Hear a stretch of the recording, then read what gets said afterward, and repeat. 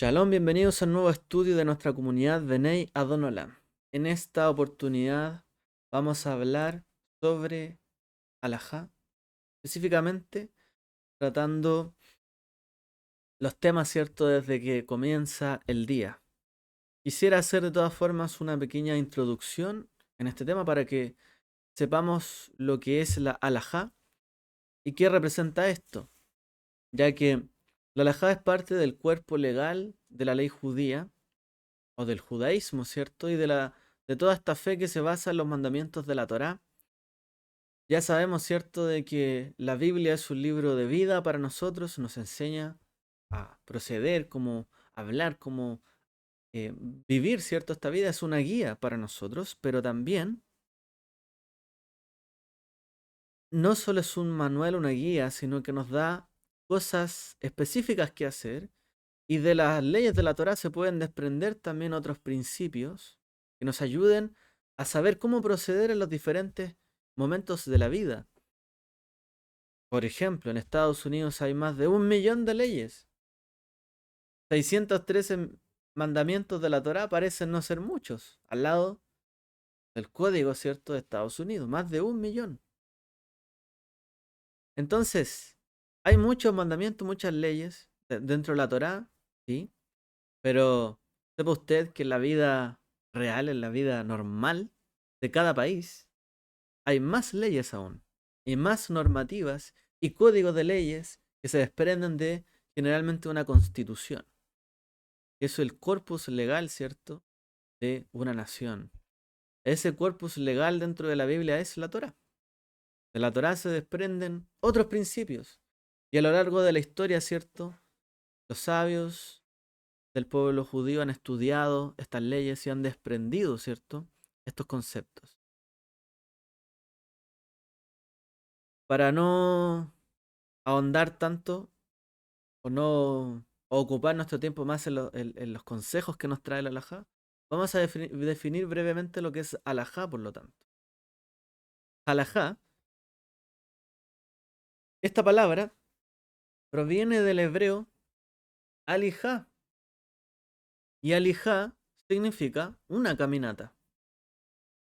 Es decir, en la forma en que uno debe caminar o conducirse en la vida. ¿Cuándo, cómo se originó esta halajá? ¿Cómo se desarrolló? ¿Cuál es su historia? Muy brevemente, cuando Israel sale de Egipto, recibe la Torá. Moisés les da, ¿cierto?, estos mandamientos a los hijos de Israel y les da este conteo, ¿cierto?, que tradicionalmente se consolida en 613 mandamientos. Cada uno de estos mandamientos puede ser concebido como un propio árbol y cada árbol tiene ramas. Y cada rama, obviamente, consiste en el mismo árbol. Es decir, cuando uno ve una rama de un árbol, uno no dice que es otro árbol, es el mismo árbol. De ahí se desprende ese principio.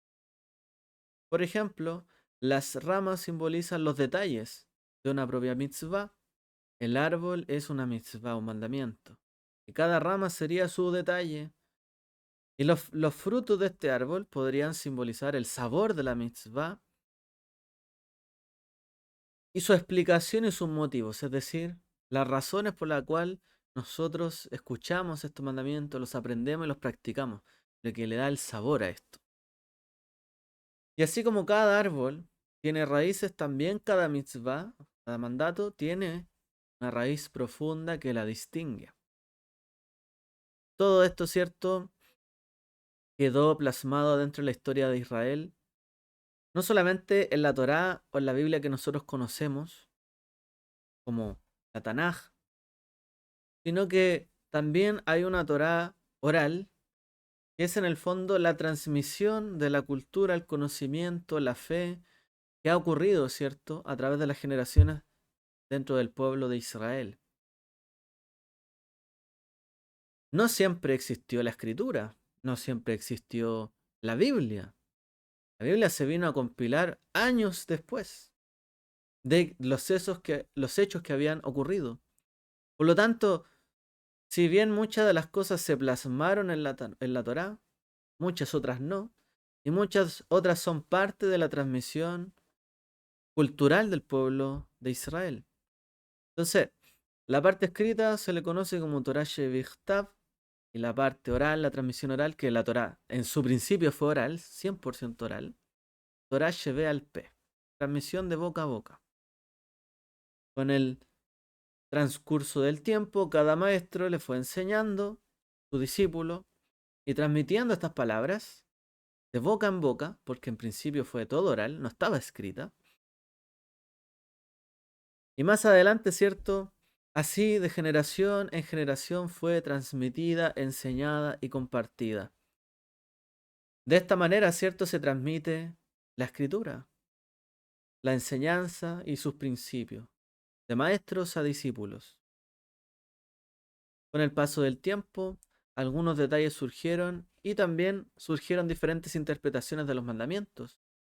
Ocurrieron discusiones, algunos no estaban seguros de cómo se aplicaba el mandamiento en X circunstancia, empezaron a discutir esto y finalmente esto comenzó, ¿cierto?, a extender la alajá o la Torá en el fondo. En el fondo, cada ramificación del mandamiento empezó a tomar forma, ya como algo más definido para el resto del pueblo. Y en cada generación hay nuevas formas de vivir. Por lo tanto, también la Torá se tiene que adaptar, por así decirlo.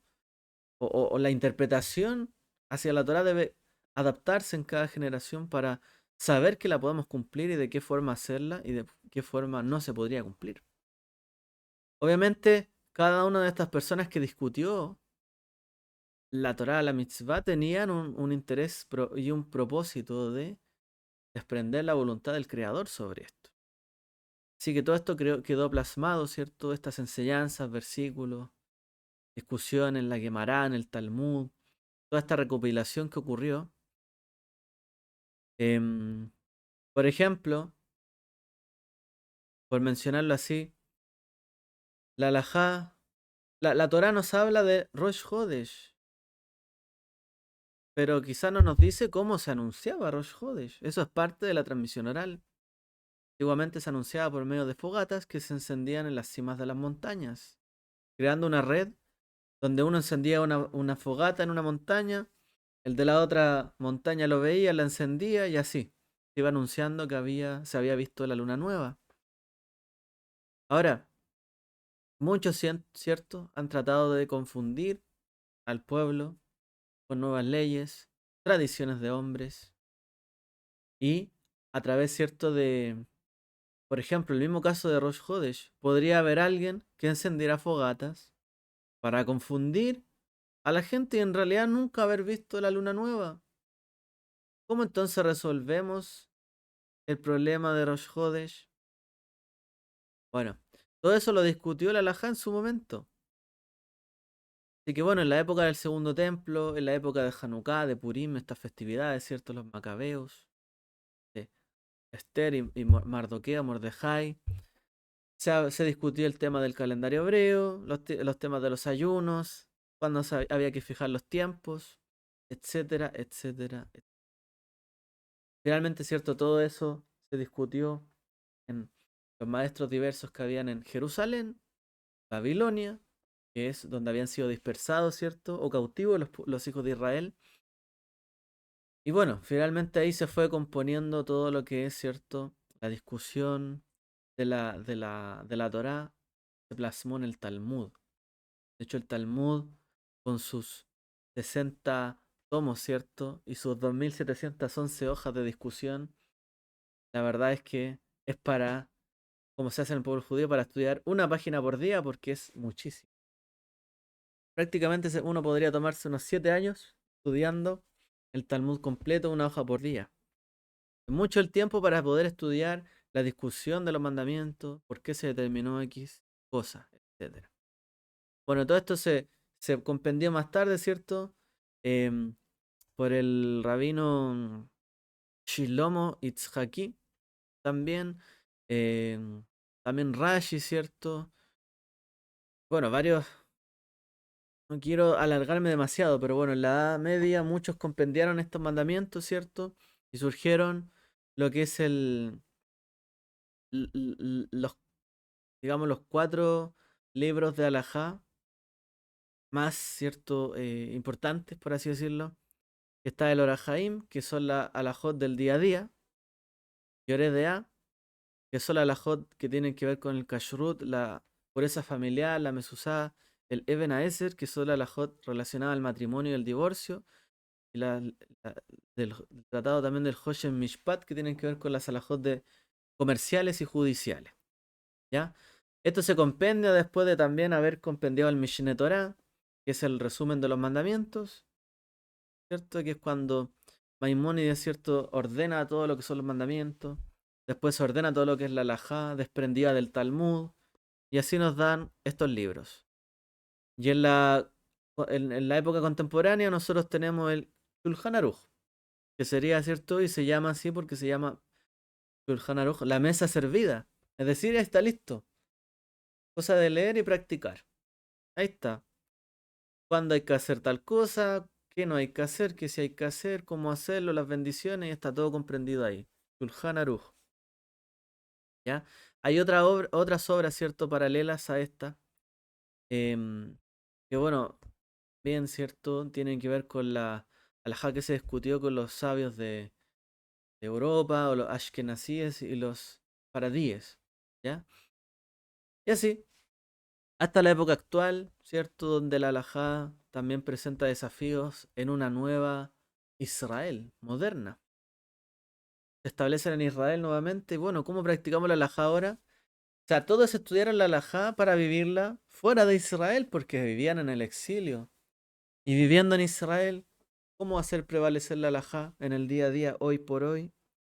Y hay cierto Rabí Obadía Yosef, como mencionaba, también es un gran trabajo, y este que los voy a compartir se desprende de su trabajo, que es en actualizar esta halajá para los tiempos modernos, para las nuevas tecnologías que existen.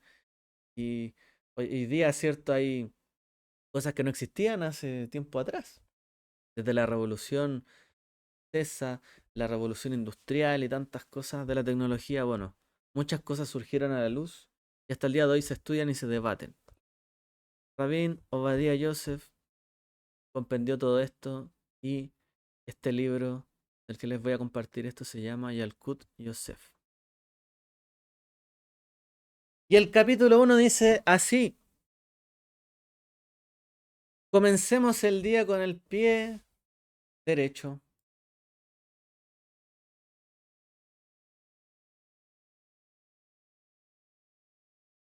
La rutina en nuestra vida hace que no pongamos la debida atención a todo el bien con que Dios nos bendice. Esto ocasiona dos cosas. Uno, que la vida de la persona pierda el sentido y el gusto, convirtiéndose en rutinaria y aburrida. O sea, cuando no pensamos lo que el Eterno está haciendo por nosotros, parece la vida rutinaria, aburrida. Y en segundo lugar, para justamente salir de ese estado, buscamos, ¿qué cosa? Amores prohibidos, placeres riesgosos, hasta deportes extremos, para darnos la sensación de estar vivos y un motivo a la pregunta de ¿por qué amanecer? ¿Por qué nuevamente, cierto, tener fuerzas en el día a día?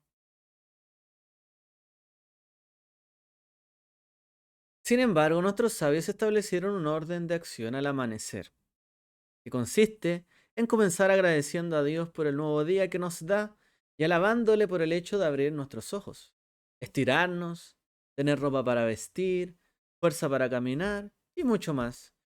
Y con esto decimos, mi vida tiene un valor celestial y Dios me entregó todo lo bueno para existir. Por lo tanto, debo usar todas estas benditas herramientas para ser hoy una buena persona, tanto con Dios como con mi prójimo. O sea, eso es lo que uno debería sentir cada día. Tengo un valor para el Creador. Me dio todo lo bueno para vivir, me dio ojos, me dio, ¿cierto?, la vista con los ojos, audición. Puedo ver, desperté, escucho, puedo caminar, puedo estirarme, puedo hacer todo lo que requiere mi vida. O sea, Dios me dio tantas herramientas. ¿Para qué? Para elegir ser una buena persona, tanto con Dios como con el prójimo. Cierta vez preguntaron al Yetzer Hará, el instinto del mal, cuáles eran sus armas secretas. Nosotros tenemos estas armas. ¿Cuáles serían las armas del Yetzer Hará, esa inclinación hacia lo malo que tenemos?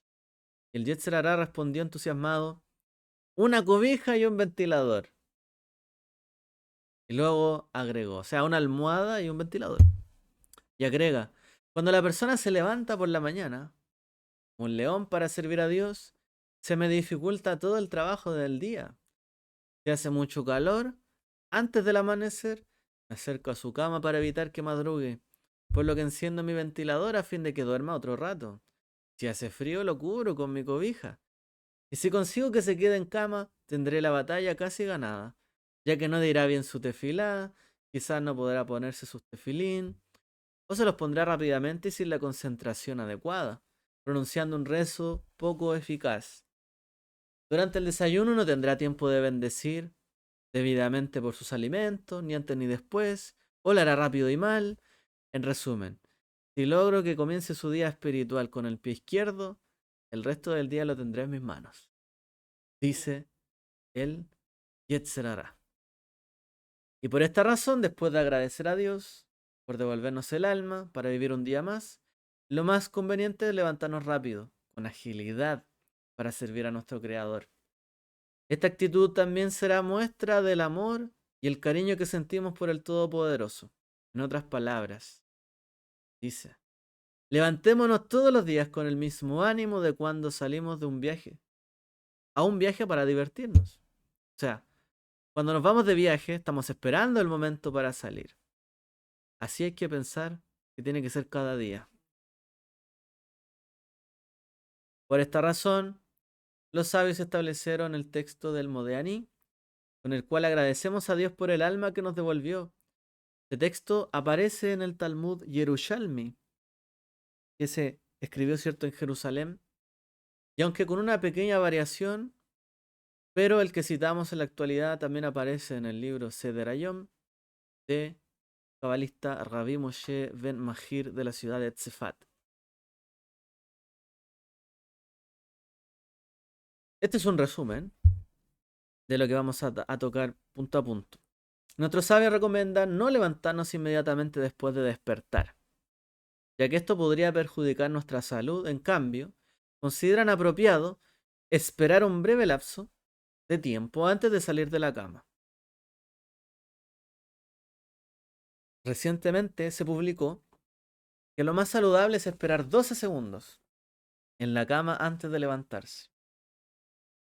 12 segundos, ¿no? 5 minutos más, 10 minutos más, 15 minutos más, media hora más.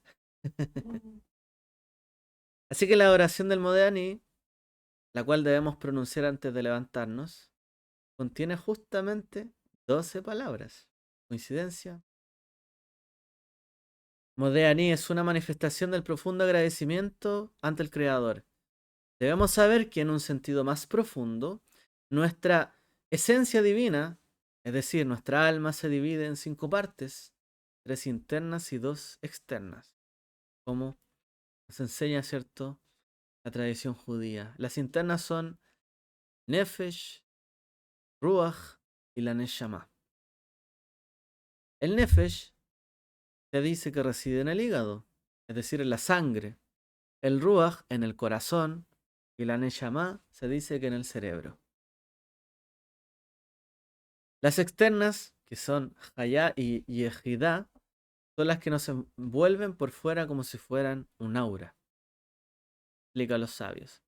Así que al despertar cada mañana debemos agradecer a Dios por recibir el alma nuevamente diciéndole, Modea ani lefaneja, te agradezco a ti, Dios. Melech Hay, oh Rey de vida. La palabra Melech está formada por las iniciales en hebreo para cerebro. Tiene las mismas palabras. corazón y para hígado, en efecto. O sea, estas palabras de Melech tienen también las palabras cerebro, corazón e hígado, estas mismas palabras de Melech. Las tres moradas internas de el Nefesh, el Ruach y la Neshama. Y la palabra Hay, Melech Hay, como decimos en la oración, la palabra Hay contiene las iniciales de Hayá y Yehida, que serían las dos partes externas de nuestro ser. Por lo tanto, el primer agradecimiento del día es para Dios, por devolvernos estas 5 partes del alma a fin de vivir un nuevo día, utilizándolas para nuestra elevación espiritual y social. Y por ello finalizamos esta oración, este rezo, diciendo: Rabá emunateja. Grande es tu fidelidad, tu fe. Rabá emunateja, grande es tu fe.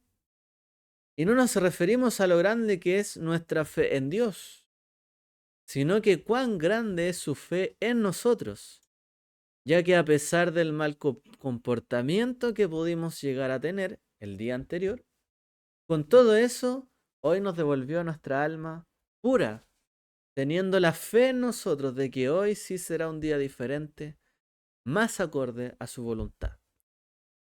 Así que desarrollemos todo nuestro ser material, espiritual, en el servicio a Dios por medio de la oración, el estudio de la Torá y el cumplimiento de los mandamientos. Número 1.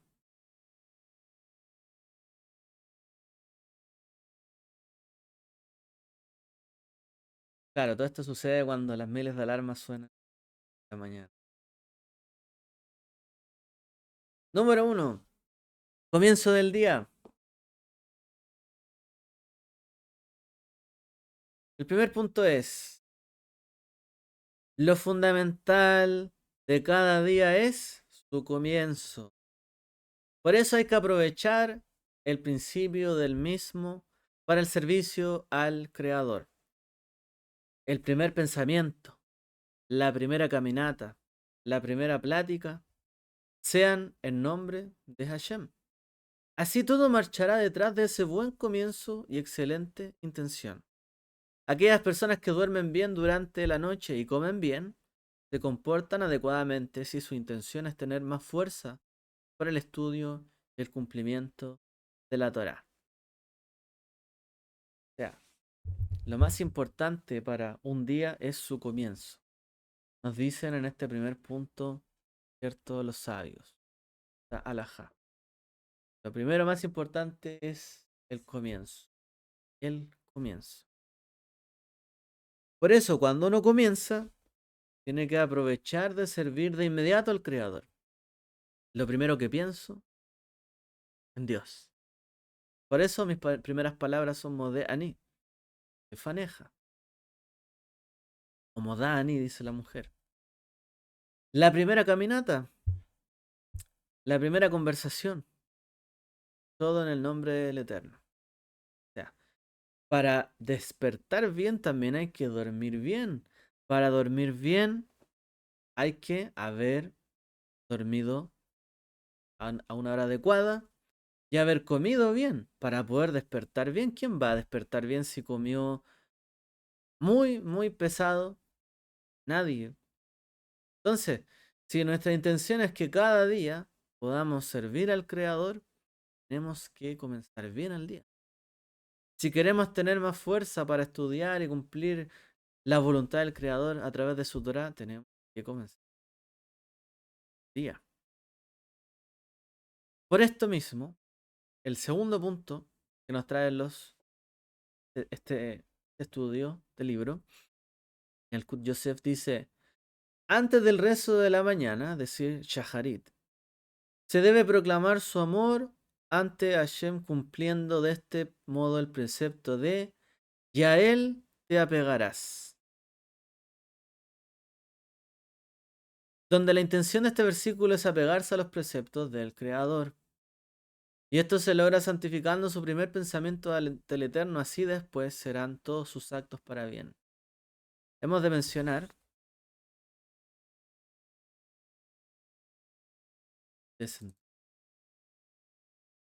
hemos de mencionar, ¿cierto? Dentro de nuestros estudios que hemos realizado, hemos hablado cuál es el propósito de la vida. ¿Cuál es el propósito de la vida? Apegarse al Creador, apegarse a Él. Conocerlo a Él significa apegarse a Él, apegarse a Él con todas nuestras fuerzas. Saber qué es Él para nosotros en cada momento, en cada pensamiento, en cada instante. Apegarnos a Él es el propósito de la vida. Si alguien cree que solamente los santos que se apartan y viven en un monasterio pueden conocer y apegarse a Dios, es estar equivocado. El propósito de cada vida en este mundo es apegarse al Creador. Por lo tanto, para poder apegarnos a Él desde el inicio, bueno, que nuestro primer pensamiento sea dedicado hacia Él, para que después todos nuestros actos puedan ser llevados, ¿cierto? Y conducidos hacia bien. De esta forma, algunos de los métodos correctos para reforzar el temor, la fe y el amor que la persona debe tener hacia el Creador son los siguientes. Y recordemos, ¿cierto?, que la Torah dice, solo a Él temerás, ¿cierto? Solo a Él lo amarás y solo a Él te apegarás, dice el versículo. De esto se deriva hasta la halajá. No está en el aire, está dentro de la Torá. Que solo a Él debemos amarlo, temerle y apegarnos al Creador. Así que estas son las formas en las que podríamos reforzar esto que el Eterno nos pidió a nosotros. De temerle, amarle, tener fe en Él y apegarnos a Él. 1. Tenemos que sentir la presencia del Creador en todo momento y recordar que Él vigila todos nuestros actos. O sea, si queremos, ¿cierto?, realmente apegarnos a Él, tenemos que pensar que su presencia está en todo momento en nosotros. Y no solo en nosotros, su presencia está en todo el lugar. Si alguien cree que se puede ocultar de la presencia del Creador, como dijera, ¿dónde huiré de tu presencia?, dijo el salmista. No se puede. Tenemos al contrario que pensar que su presencia está en todo momento. Alguno dirá, tú no tienes el Espíritu de Dios. Pero su presencia está en todo lugar, en todo momento. Él lo llena todo. Por lo tanto, si Él está en todo lugar, y Él lo creó todo, y su presencia, y siempre estamos delante de su presencia. Como dice, siempre puso al Señor delante de mí, como dice el Salmo. Tenemos que recordar que Él vigila todos nuestros actos. Cada día levantarnos con este pensamiento. Él vigila nuestros actos. Su presencia está siempre cercana a nosotros, en todo tiempo. Aquí comentan, como el Salmo 63, oh Dios, tú eres mi Dios, temprano te buscaré, mi alma tiene sed de ti, mi carne te anhela. Y como en tierra seca y árida, donde no hay agua, para ver tu poder y tu gloria, así como he mirado en el santuario, porque mejor es tu misericordia que la vida, mis labios te alabarán. Claro, estos salmos son buenos, ¿cierto? Para la mañana, conectarnos con Él. ¿De qué otra forma podemos reforzar este amor, temor, esta fe hacia Él y apegarnos al Creador? Asistiendo frecuentemente al templo, o a nuestra congregación, a nuestra comunidad. Recordemos que en la vida judía, ¿cierto? Hay shaharit, hay sinagogas, se puede ir cada día que se hace esta oración en Shabbat. No dejar de congregarse, sino que conectarse, ¿cierto?, con la congregación. ¿De qué otra forma podemos lograr esto? Buscar hacer la paz. Estemos en paz con Dios y con los hombres y las mujeres. Estemos en paz. ¿Por qué nos vamos a levantar con el ánimo de pelearnos con todo el mundo? Porque hay gente que dice, me levanté con el pie izquierdo y está enojado con todo el mundo. ¿A quién no le ha pasado esto?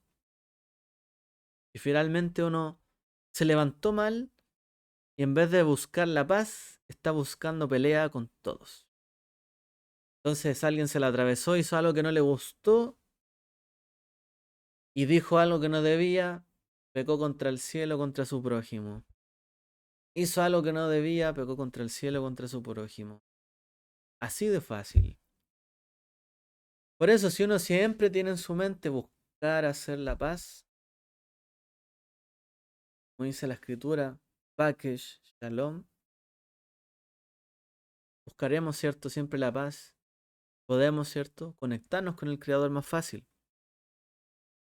Cumpliendo el precepto de honrar a los ancianos y a los sabios, se enseña acá. O sea, tenemos que honrar las canas, esa mitzvah. Porque a veces creemos que lo sabemos todo, o que nadie merece nuestro respeto, ni nuestra honra. Yo me he ganado las cosas a pulso, no hay nadie que me pueda enseñar algo. Solo lo he hecho yo con mis manos. No honro a nadie, solo busco trabajar y vivir para mí mismo. La Torá dice, honrarás canas al anciano, te pondrás de pie. Entonces si honramos a quienes nos enseñan, a nuestros padres, a los maestros, ancianos, sabios, como dice acá, tenemos una perspectiva de humildad. Y esa humildad, cierto, nos ayuda a darnos cuenta de dónde estamos parados. Nosotros, cada uno. Y no inflados, que no queremos respetar a nadie. Honremos al anciano, la Torah. Por algo. No, pero es que honra al anciano. Vivió más que tú, o sea, si está más cansado que tú, está más cansado que tú, vivió más que tú. Respetemos, escuchemos sus palabras. No lo dejemos ahí hablando solo. Escuchemos, honremos al anciano. Otra forma, dando el diezmo de sus ganancias. En alguna oportunidad, ¿cierto? Yeshua debatió el punto con los fariseos de que ustedes diezman todo, le ponen cargas a la gente, pero lo contrario sería no diezmar nada. Y Yeshua no estaba diciendo no cumplan la Torá de diezmar. Al contrario, hay que diezmar. Hay que dar de lo que tenemos, ¿cierto? Y dárselo al Creador. O sea, si tengo ganancia y tengo provecho en algo, retribuyámoselo al Creador de alguna forma. De la forma en que la Torá lo permite, en que se pueda derivar. Otra forma de pegarnos cada día es dedicarnos al estudio de la Torá con perseverancia y diariamente. O sea, aquí agrega, no solamente dedicarse al estudio de la Torá, como yo voy a tomar un curso para estudiar Torá. No, dice diariamente, con perseverancia, es decir, el estudio personal tiene que ser diario. Cada quien debe estudiar, ¿cierto? Diariamente. Cada quien debe dar un tiempo, ¿cierto? Para apegarnos a Él a través de su palabra y con perseverancia. O sea, si hoy día no entiendo una cosa, no voy a llegar y dar vuelta a la página y seguir adelante, ¿no? Estudiemos con perseverancia, diariamente. Eso nos ayuda a crecer.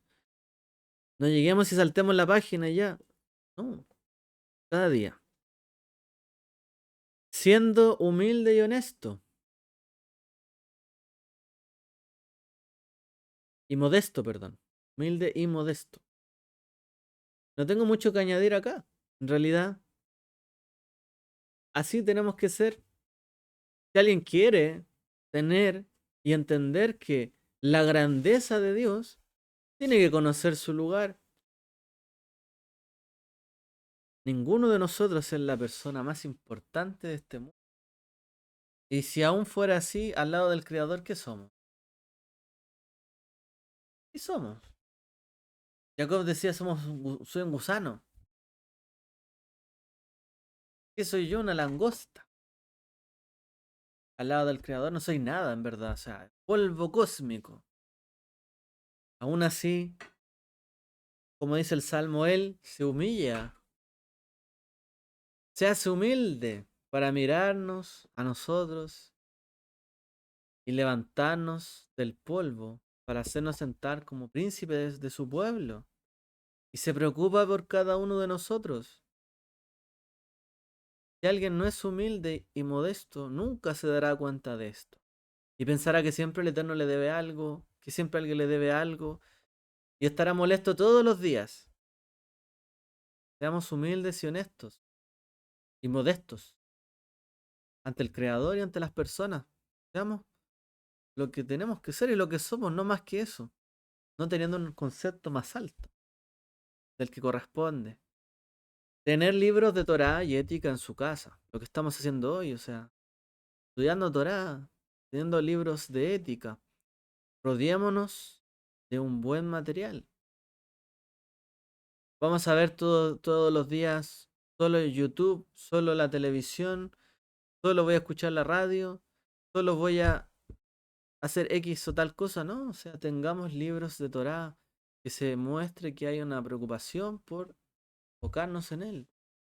Invirtamos en Torah, invirtamos en ética. La ética es importante, el musar. El musar es importante. La disciplina.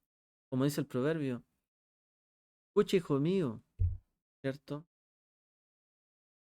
El musar de tu padre, musar abija, dice. Más vení, musar abija. Escucha, hijo mío, la ética de tu padre, la doctrina, la disciplina de tu padre. Entonces, cada día. Y también dice, no te olvides de la Torá de tu madre. Que coloca ahí la instrucción. Lo que te dijo, recuerda sus palabras. Y la forma de honrar también las palabras de la Torá y de nuestro pueblo es también leyendo sus palabras. Cada uno. ¿Cómo más?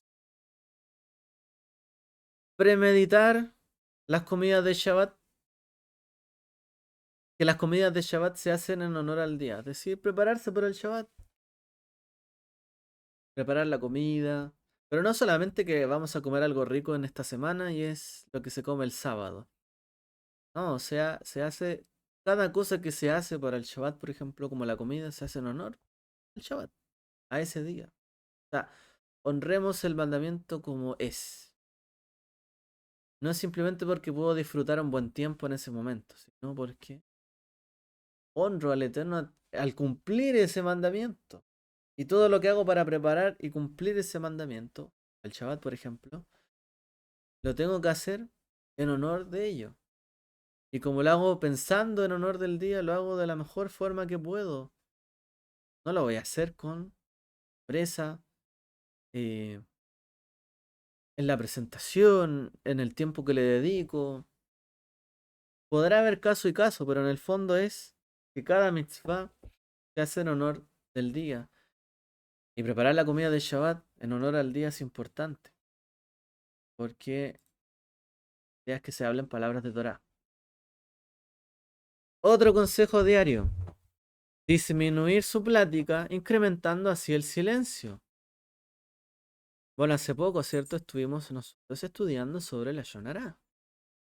Y finalmente uno dice, bueno, parece que todo lo que oigo, escucho o hablo se asemeja a la Shonará. ¿Puedo hablar de esto? No, parece que no. Tampoco podía hablar de eso, tampoco de esto otro. Bueno, sencillo, disminuya su plática, incrementa así el silencio. Muchas veces es mejor no hablar para no pecar, para no desapegarnos del Creador. Entonces, un buen camino de los sabios es guardar silencio. A veces yo quiero decir algo contra algo que no me gusta. Y lo tengo ahí, quiero decirlo, guarde silencio. Si va a hablar algo destructivo, guarde silencio. Va a pasar por sabio. Va a pasar por humilde, por honesto. Y muchas veces en la vida, a veces es mejor el silencio. ¿Ok? Y por último, pedir al Eterno, a Hashem, que le ayude a reforzar y mantener un temor puro hacia Él. Pidámosle al Eterno que nos ayude a reforzar esto, tener temor a Él, saber que Él está en todo lugar, en todo tiempo. Estamos ante su presencia, que Él me vigila todo el tiempo. O sea, Señor, ayúdame a entender que tú estás siempre observando mis actos. No como un espía, sino como un padre, una madre, ¿cierto? Cuidan de sus hijos. Él nos cuida, nos observa. Quiere saber que estemos haciendo las cosas bien, que si Él nos dio un consejo, una instrucción, una Torá, una alajá, la estemos llevando a cabo. Entonces, como hijo, tengo que recordar sus palabras. Cuando todos nacemos, nacemos en un núcleo familiar. Es lo ideal, ¿cierto? Salvo que, bueno, hay algún caso muy extremo.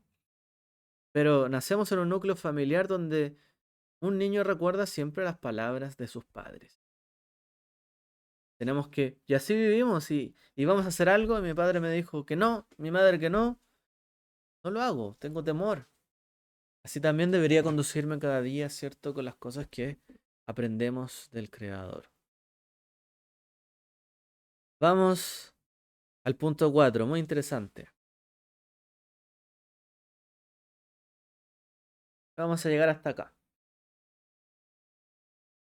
Solo vamos a ver este punto.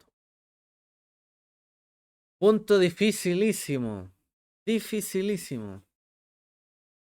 Dice, está escrito en la Mishnah del Pirkei Avot 4, capítulo 20, de la Mishnah 20 dice, Rabbi Yehudá ben Tema dice, sé valiente como el leopardo, ágil como el águila, veloz como el venado y fuerte como el león, para cumplir con la voluntad de tu Padre que está en el cielo. Cierra la cita. Se nos enseñó a ser como leopardo, como un águila, como un venado y como un león.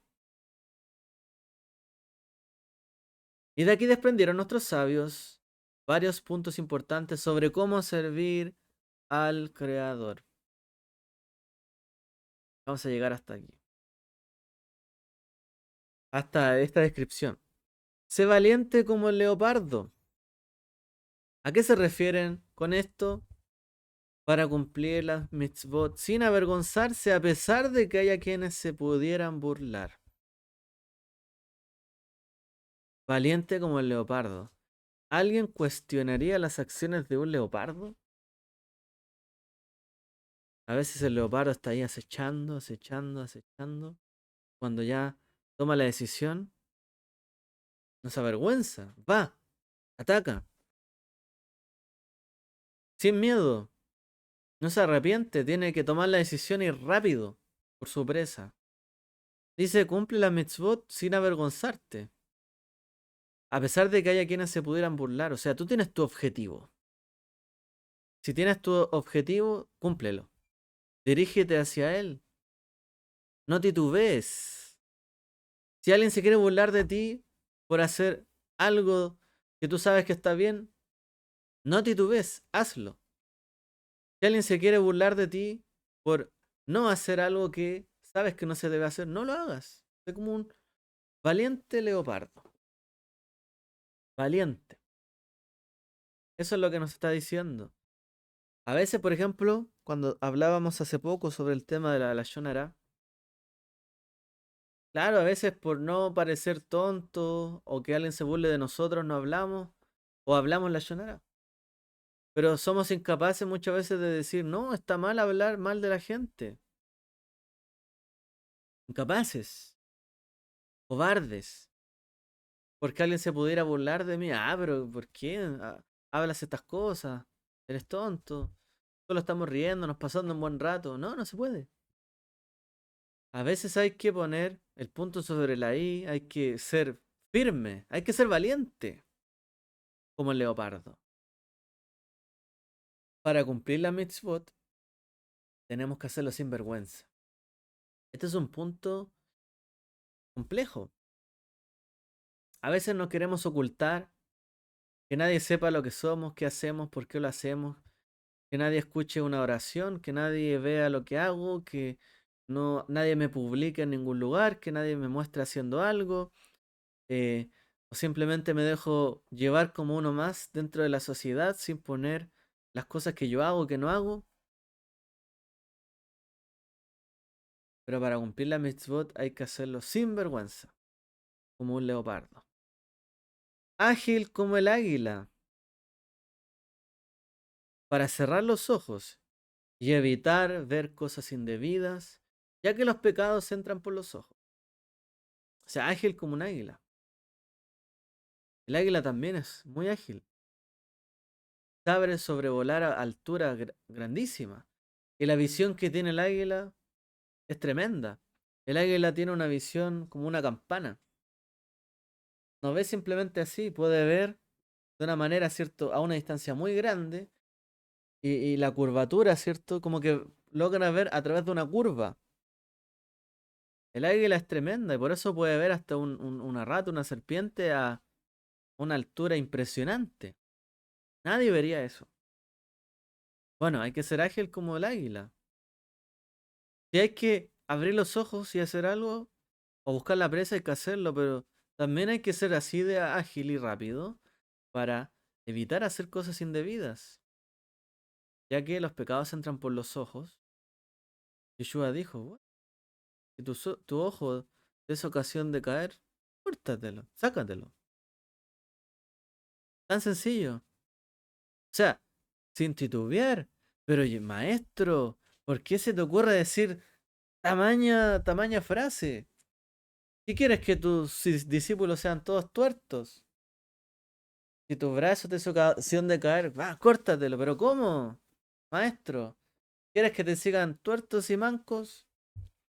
No, pero hay que ser determinado y ágil para tomar una decisión cuando se debe.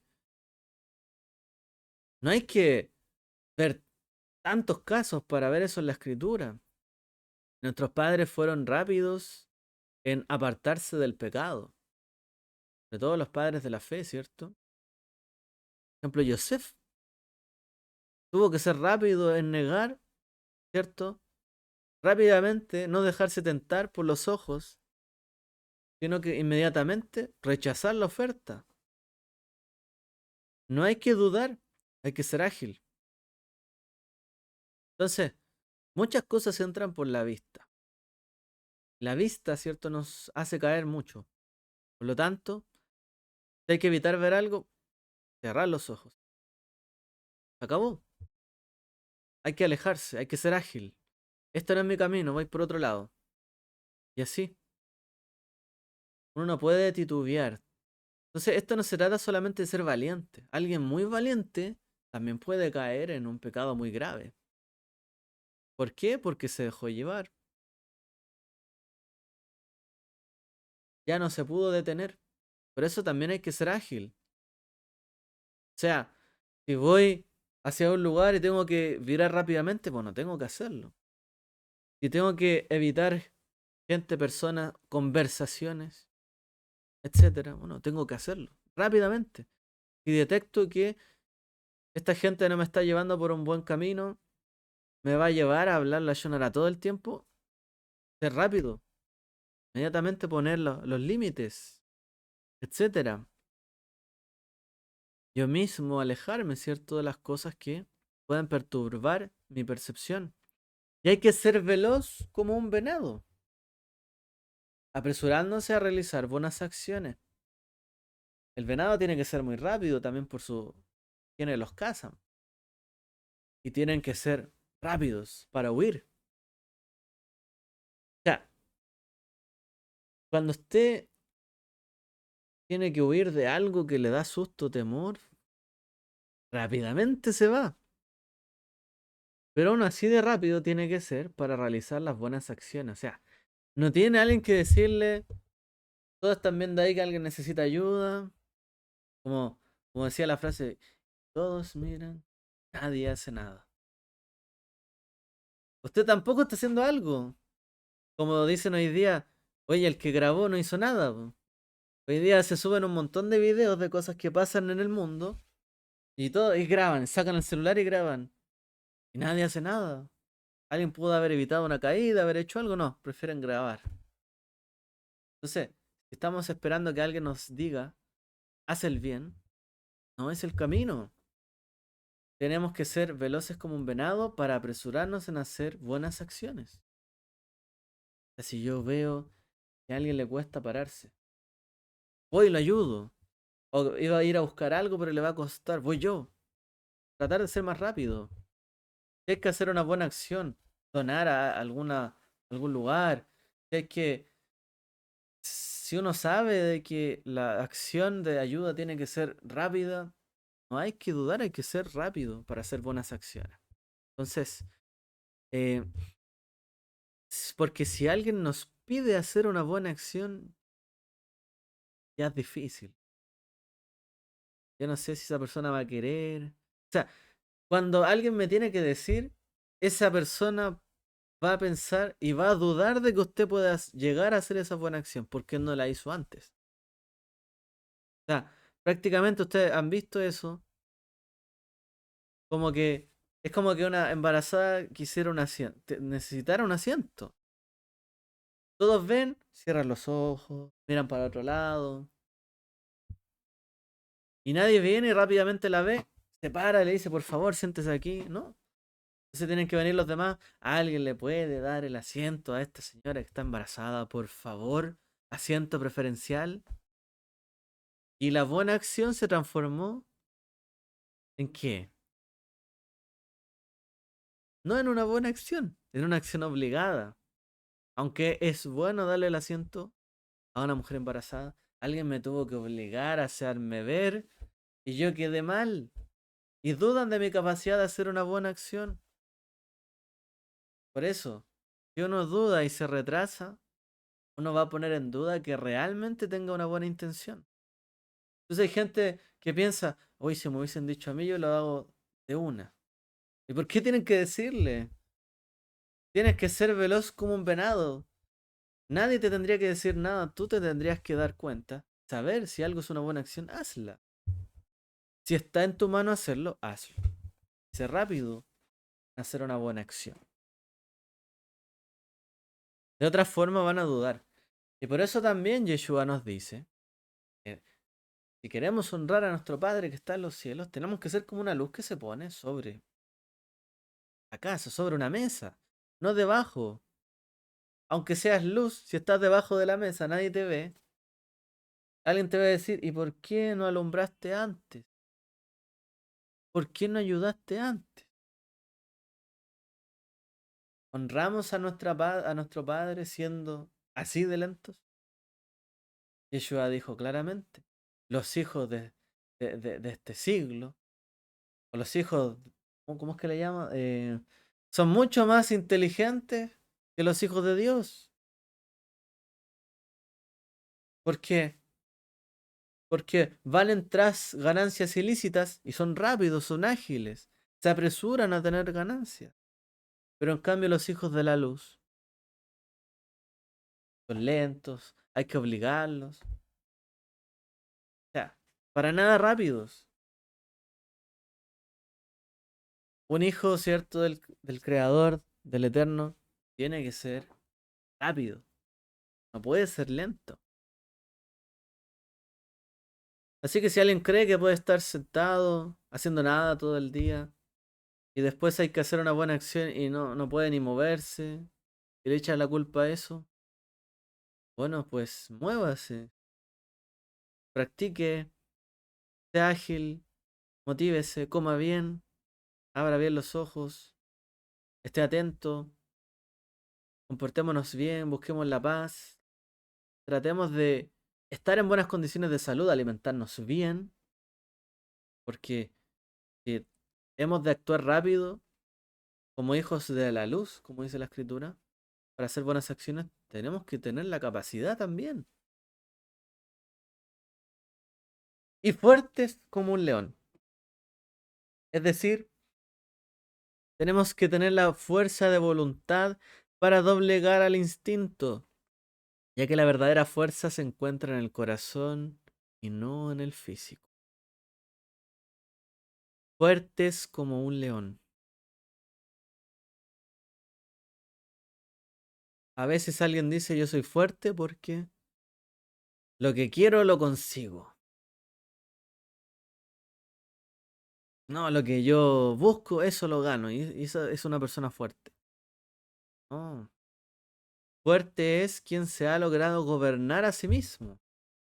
Quien pese a un instinto creciente como espuma, quiere llevarlo a hacer algo que usted se da cuenta que no es correcto, lo contiene, porque usted es fuerte. Y usted tiene una fuerza de voluntad que va, cierto, en el corazón,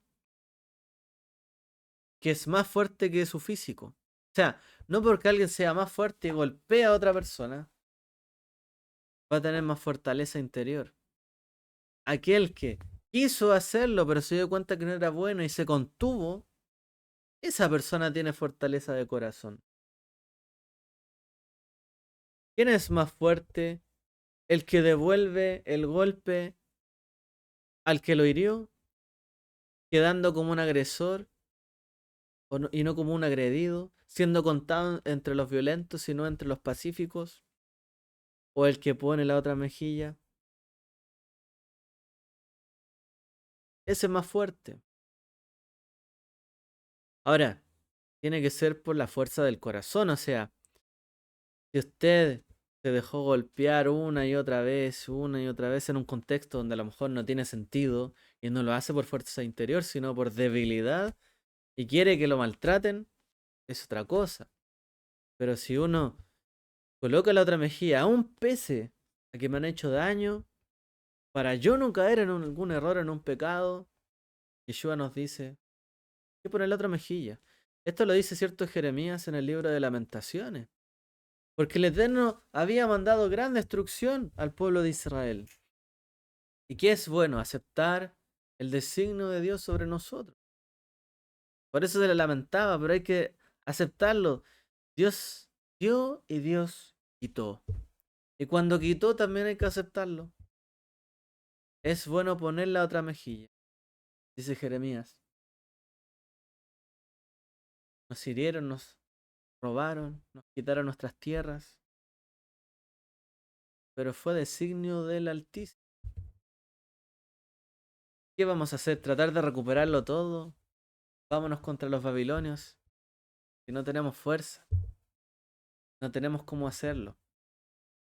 Si Dios así lo dispuso, poner la otra mejilla significa con el corazón aceptar el destino, la voluntad del Creador, que a veces nos quita cosas en vez de darnos, tomar verdadera fortaleza interior y seguir buscando y apegarnos a Él. Eso es lo difícil. Porque todo esto se trata de eso, apegarse a Él, mantenerse a Él. Cuando no aceptamos los designios de esta vida y simplemente los negamos o nos vamos tras nuestros instintos sin reconocer nuestro estado de situación actual, sencillamente nos desapegamos del Creador. Y hay que ser fuerte para mantenerse, para saber que es Dios quien me levanta, es Dios, ¿cierto?, quien me vindica y hace justicia hacia mí, y no yo por mis propias manos, y no yo satisfaciendo cada placer de este mundo que se me venga en gana. Tengo que encontrar la fuerza de voluntad para doblegar al instinto, ser fuerte como un león. Vamos a dejarlo hasta acá. Estamos partiendo este tema, pero